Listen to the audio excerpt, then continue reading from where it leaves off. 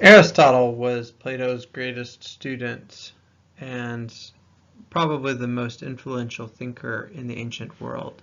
He was not just a philosopher, he was primarily a natural scientist, a biologist in particular, but his contributions to many fields have been, they were extraordinary, truly incredibly influential. He was from Stagira in northern Greece. He moved to Athens as a young man and studied at Plato's academy. He, after Plato's death, founded his own school, the Lyceum, in his life, and the Lyceum was a successful school, and Aristotle was in disagreement with a lot of Plato's ideas. He led a relatively uneventful life, although at one point in an interlude during his life, he traveled to Macedonia to be a tutor to a young man, Alexander, who would later become Alexander the Great. Aristotle returned to Athens after that period, and he died at the age of 62 in 322 after having fled Athens during the middle of a kind of an intellectual persecution crisis. Aristotle famously said that he did not want to see the city commit a second crime against philosophy, a reference to Socrates' death at the hands of Athenian authorities. Aristotle's literary and philosophical achievements, as mentioned, are simply extraordinary. He, of course, did a lot of work in biology. He did a lot of work in logic, metaphysics, aesthetics, politics, ethics. The true extent and scope of his work is almost impossible to overstate. The influence is truly unreal.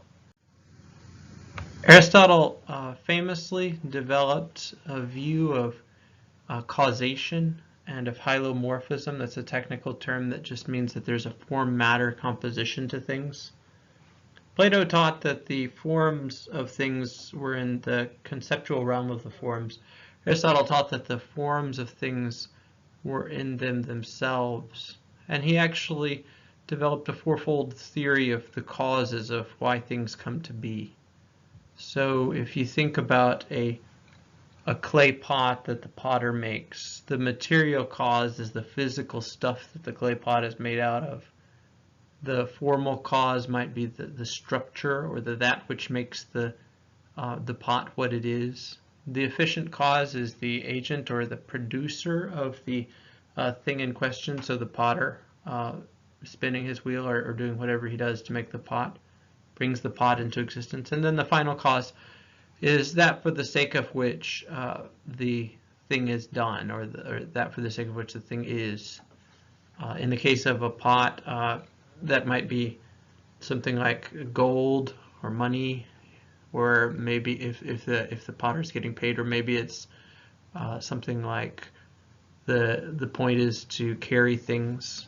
The telos, or the final cause, is a uniquely Aristotelian contribution to this idea, this fourfold idea of the causes, or the things that bring the things in this world about.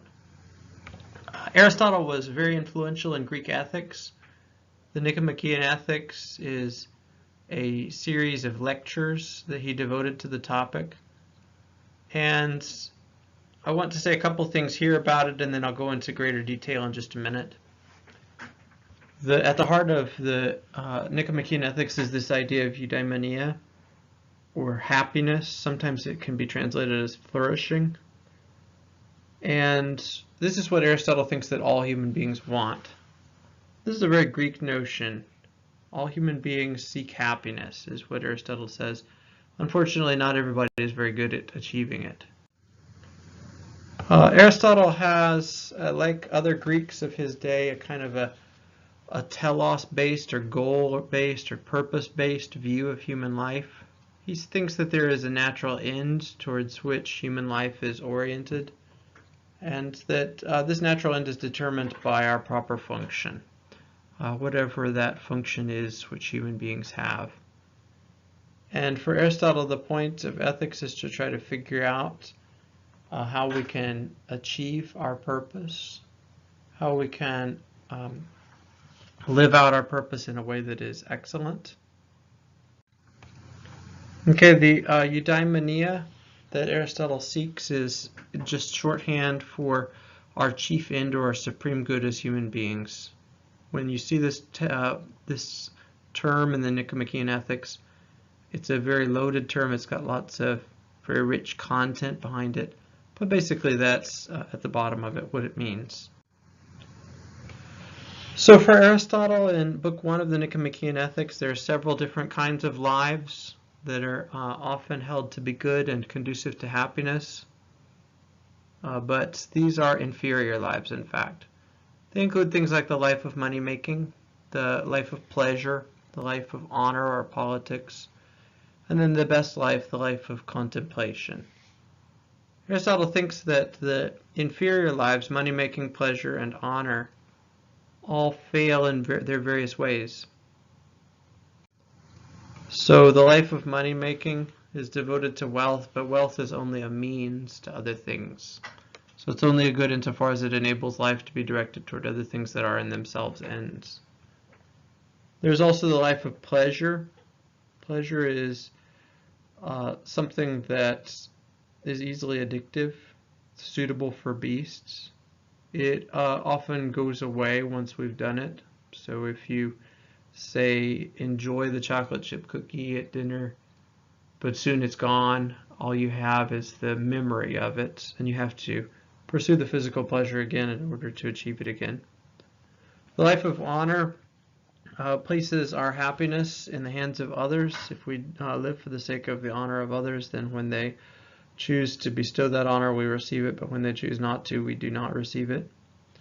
The life of contemplation is a life that Aristotle thinks is superior to these others, and the reason why is because it places happiness in our own hands, and it acts in accordance. It is a way of life that is in accordance with our fundamental end or goal or purpose as human beings. Early on in the Nicomachean Ethics, Aristotle defines what our function is as human beings. The idea of proper function is a very important Aristotelian concept. The proper function for Aristotle is our reason. Human beings are rational animals, according to Aristotle. It's a famous definition, and it basically just means that human beings' reason is what distinguishes them from the plants and from other animals. We are rational creatures, rational animals, and it is by acting in accordance with our kind, the kind of thing we are, kinds of things we are, that we will be able to achieve happiness. And that kind, most specifically, is our reason. We are rational animals. So it stands to reason that by acting in accordance with our reason, we will be happy. Happiness, then, is an activity of the soul. It is a rational activity of the soul. It is not simply a state of being. It is an ongoing process, and it is achieved over the course of a full life. So Aristotle thinks that when we pursue the rational activity of the soul, our lives will be happy, and we will be successful and flourish in a eudaimonistic way. But rationality is not all one needs in order to be happy. One must also have other things. So for instance, it's good to have good friends and family. It's good to have wealth as a means only, not as an end in itself. And most especially, it's good to have virtue.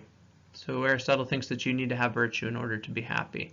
Happiness is an activity of the soul in accordance with virtue for Aristotle. And he devotes a lot of the Nicomachean Ethics to a discussion of what virtue is and how virtue can be achieved. In Book 2 of the Nicomachean Ethics, Aristotle divides virtue into two kinds, moral and intellectual. Moral virtues are the topic that we'll discuss in just a minute, but intellectual virtues primarily are acquired via teaching. They are treated in the latter parts of the Nicomachean Ethics. Moral virtue arises via practice, by doing. So Aristotle doesn't think that you can listen to lectures on virtue and become a virtuous person. He thinks that you actually have to go out and do it. It's like riding a bicycle or playing an instrument, a musical instrument like the piano. You have to actually do it in order to acquire the skill.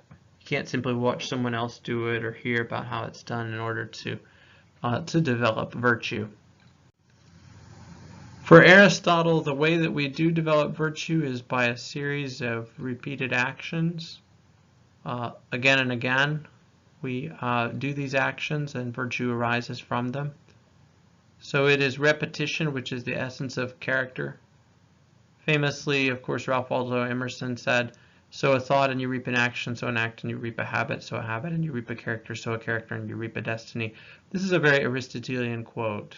And the idea is simply that our actions develop character states, and those character states are relatively fixed, and our actions over time produce corresponding character states. This is good news for those persons who act in ways that are moral.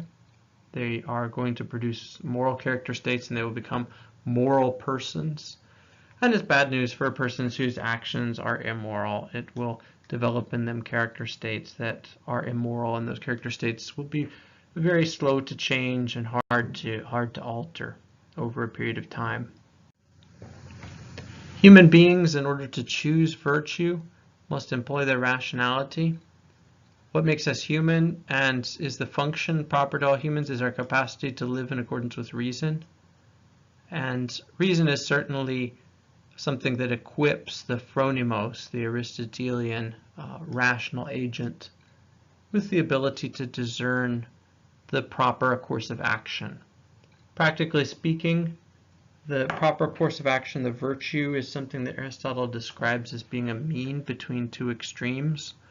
Often this is called a golden mean. And the golden mean is something that Aristotle thinks is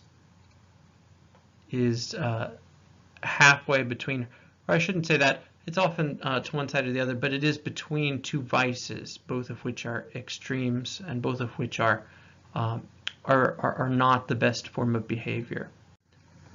In fact, actually, the golden mean for Aristotle, which is the practical manifestation of virtue, is sometimes in between.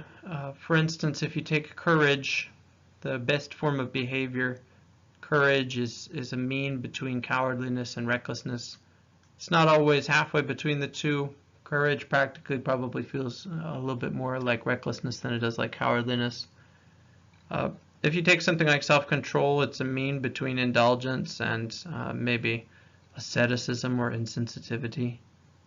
And the virtue of generosity is going to be a mean between prodigality or lavishness, extravagance, paying out too much, and on the other hand, stinginess or miserliness.